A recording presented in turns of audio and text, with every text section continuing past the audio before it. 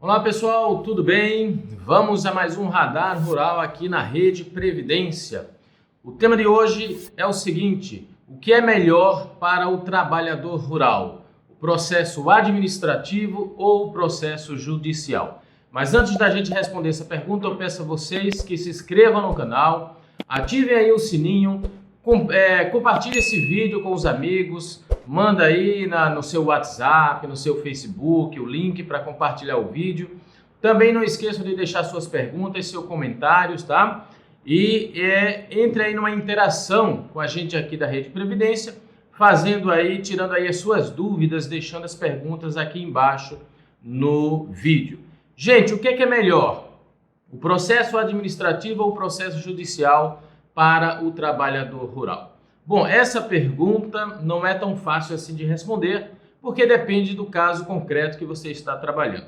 Eu diria que, via de regra, no geral, o processo administrativo, na sua forma atual, tem sido mais vantajoso quando é protocolado com a representação de um advogado, ou seja, quando é instruído de forma adequada, ali preenchida a autodeclaração da forma correta, tem dado mais resultado positivo no processo administrativo do que quando você leva para a via judicial. Mas há alguns elementos que precisam sim ser ventilados, ser considerados para se responder se o processo administrativo é melhor ou é pior, tá? Primeira coisa, você tem que entender, conhecer, melhor dizendo, o entendimento do juiz federal da sua região. Porque, via de regra, nós temos aí juízes mais severos com o trabalhador rural, que muitas vezes pensam até como procurador do INSS. Mas também tem aqueles juízes que têm uma sensibilidade social maior, que, de certa forma, aplicam a lei como deveria ser aplicado, tá? E sempre no entendimento mais favorável à inclusão social. Então, nesse sentido, vale a pena, né? Se você aí na sua região, na sua vara federal, ou no seu juizado especial federal tem aí um juiz assim, é óbvio que você vai ter bons resultados também na via judicial, tá? Então a primeira coisa é conhecer aí qual é o entendimento, a forma em que o juiz da sua região encara o trabalhador rural. Segunda situação, a matéria envolvida na causa, porque tem matérias que a via administrativa já tem um entendimento melhor do que a via judicial e vice-versa, né? Também tem matéria que na via judicial o entendimento é melhor do que na via administrativa. Eu vou citar aqui um exemplo. A questão do trabalhador rural eventual, que é o boia-fria, né? Na jurisprudência, ele tem sido equiparado a segurado especial, o que é bom para conseguir aposentadoria para esses trabalhadores rurais. Já na via administrativa, porque está na lei de benefício, está no regulamento da Previdência e também está na IN 77, que esse tipo de trabalhador rural, né, o eventual, o boia-fria, ele é contribuinte individual. Logo, ele teria que contribuir mês a mês, né, para poder ter direito aí à aposentadoria. Então, na via administrativa, você tem um entendimento que não é tão benéfico para esse tipo de segurado. Então, você tem que analisar o caso concreto, é a segunda dica que eu dou, a matéria envolvida na causa. A terceira dica, os elementos probatórios, né? O que é que você dispõe de provas, né? Hoje você tem na via administrativa um sistema da autodeclaração que precisa ser ratificado aí pelos bancos de dados, né, governamentais e também pelos documentos juntados pelo segurado. E o que é que acontece? Você divide aí a carência em duas partes, né? A carência é de 15 anos, então você divide aí 7 anos e meio para lá, 7 anos e meio para cá, e você precisaria apenas de uma prova para cada metade dessa, um documento, né? Um instrumento ratificador para cada metade dessa, para que o processo aí na via administrativa pudesse ter êxito, né? Já na via judicial a gente sabe que não é bem assim. Logicamente, quando você tem depoimentos testemunhais muito bons, né, ainda que tenha pouca prova material, você consegue o deferimento, né? Mas assim, dependendo da situação, o que é que você dispõe de elementos probatórios, isso também é um fator que vai determinar se será melhor a via administrativa ou a via judicial. E o quarto fator que eu chamo a atenção é a questão da adequação da instrução do processo. O processo administrativo precisa ser bem instruído, ou seja, precisa ter os documentos que acompanham ali o pedido, né, que comprove a prova material, que comprove a atividade rural, mas também o preenchimento correto da autodeclaração. Hoje a autodeclaração tem sido o principal motivo de indeferimento, né, na via administrativa de processos de aposentadoria rural, tá? Se você fizer uma análise estatística do momento em que foi implementado, lá em 2019, a autodeclaração, a sistemática da autodeclaração, de lá para cá, houve um aumento nos indeferimentos na via administrativa. Mas por quê? Porque a autodeclaração é um formulário complexo, ele, de certa forma, precisa de muito conhecimento para preencher corretamente e, via de regra, o segurado não tem esse conhecimento, às vezes leva para uma terceira pessoa que também não tem para preencher e acaba aqui colocando informações erradas ali na autodeclaração e gerando um indeferimento.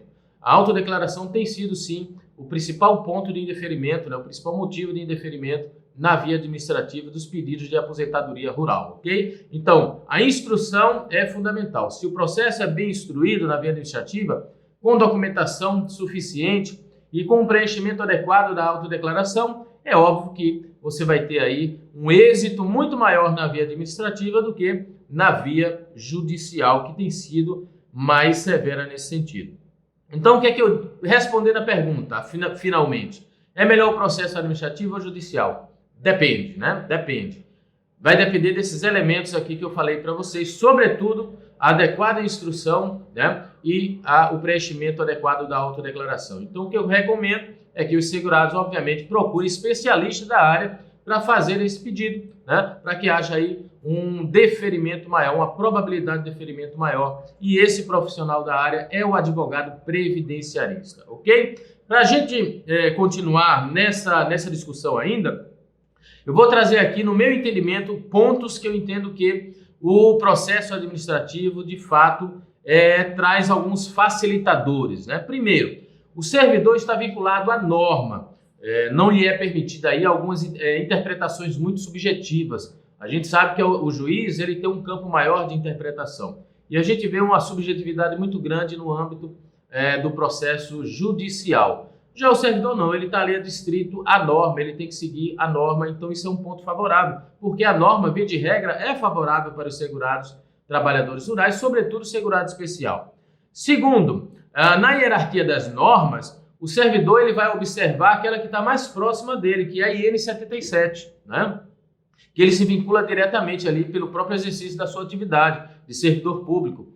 Então, a IN 77 ela é uma norma que, comparando com a Lei 8.213 comparando com o Regulamento da Previdência, o Decreto 3048, você vai ver que ela é bem melhor, bem mais, digamos assim, benéfica para o trabalhador rural do que o próprio decreto, do que a própria lei. Então, isso é bom, tá?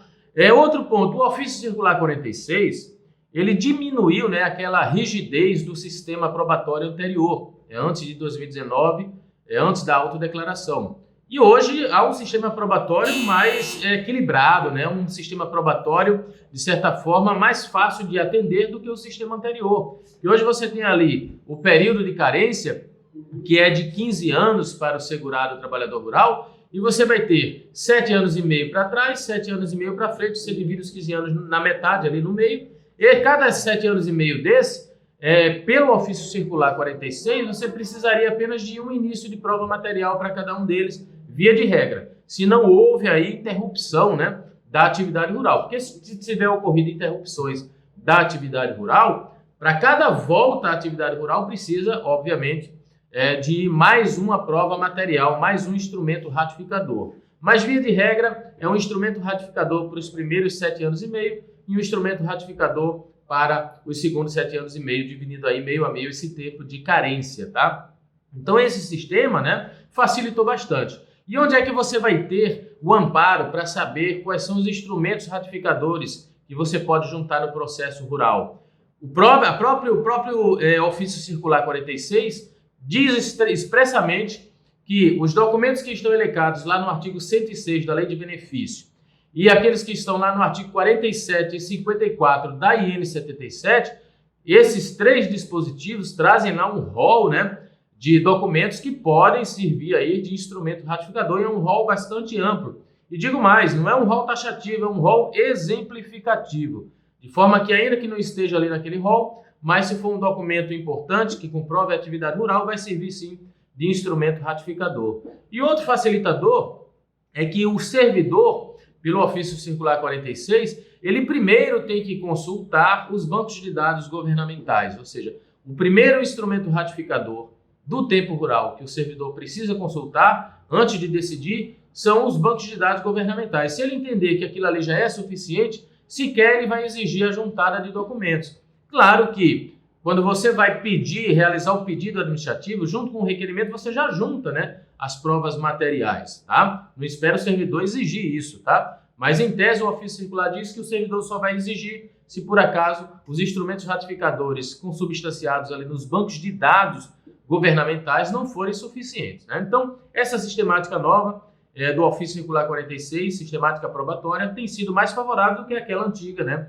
que trazia ali já no início do requerimento, a juntada de indício de prova material, depois isso ia ser investigado numa entrevista rural, com oitiva de testemunha, com declaração do sindicato, que hoje não é mais exigida, até chegar à formação do entendimento ali do servidor, né? Antigamente você tinha mais dificuldade nesse procedimento, tá?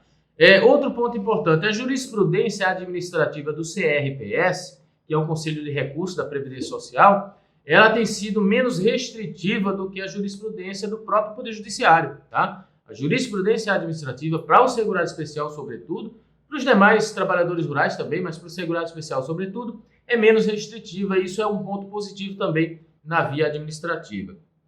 E, por fim, o processo administrativo eletrônico, né, que facilitou bastante o acesso do advogado, né, à via administrativa, que antes nós tínhamos diversos problemas, né? Algumas agências que exigiam que o advogado entrasse na fila, que pegasse ficha, que o atendimento fosse limitado a um atendimento só para cada ficha, um caso só para cada ficha. Obviamente que conseguia derrubar isso por mandado de segurança, mas dava uma dor de cabeça danada, né, esse acesso ali ao processo administrativo, porque tinha agências que cumpriam a norma adequadamente, tinham agências da Previdência Social que colocavam muita dificuldade. Então isso não existe mais com o processo judicial eletrônico. Logicamente que outros problemas vão surgir também, mas no geral o processo administrativo eletrônico tem sido melhor, né? Um facilitador também para a atuação do advogado na via administrativa. Mas como nem tudo são flores, há também alguns pontos negativos do processo administrativo que eu entendo que são os seguintes. Primeiro, a fila única nacional, né? Sabemos que foi implementada no Brasil a Previdência Social, a fila única nacional. O que é isso? Você dá entrada hoje na via administrativa num pedido de aposentadoria e quem vai analisar aquele pedido não é mais aquele servidor ali da APS onde você protocolou o pedido, né? Vai para um servidor que pode estar em qualquer parte do país, daí porque a gente chama de fila única nacional. Isso gera uma dificuldade para o reconhecimento do direito do segurado rural, por quê? Porque o trabalho rural, ele é um trabalho que é, de certa forma, muito regionalizado. E a depender de cada região do país, tem certas particularidades locais, né? De forma que um servidor de uma região pode não ter aí, de certa forma, muita intimidade com a realidade de um segurado rural de outra região. Segundo, a questão da demora, né? O tempo ainda é muito grande para decidir na via administrativa, sobretudo agora com o processo judicial, que nós temos aí, não sei quantos milhões, parece mais de 2 milhões de processos represados no INSS. E também a complexidade da autodeclaração, que tem que ser preenchida por alguém que conheça de fato a normatividade do segurado especial para que não haja erros. Então, a fila única, a demora e essa complexidade da autodeclaração são os 3 pontos que eu entendo que dificultam um pouco. Então é isso, pessoal. Vocês viram aí que tem vantagens e tem também desvantagens, ok? Analisem cada um aí na sua realidade, vai ver o que é melhor para o seu escritório.